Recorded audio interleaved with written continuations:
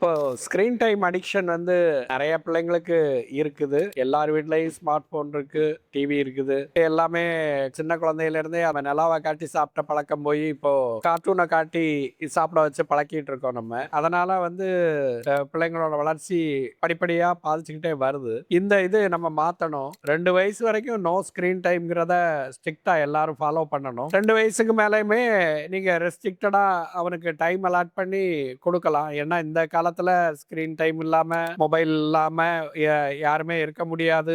அந்த மாரி காலகட்டத்துக்கு நம்ம வந்திருக்கிறோம். ஆனா ரெஸ்ட்ரிக்டடு டைம் குடுத்து, அந்த டைம் ஃப்ரேம்ல நீங்க உங்களோட மேற்பார்வையில ஸ்க்ரீன் பார்க்க வைக்கிறது தான் பிள்ளைக்கு ஒரு நல்ல பழக்கவழக்கத்த கொண்டு வரும். இத முடிஞ்ச வரைக்கும் எல்லா பெற்றோருமே இதுல கண்டிப்பாவும் கவனமாவும் இருக்கிறது ரொம்ப நல்லது.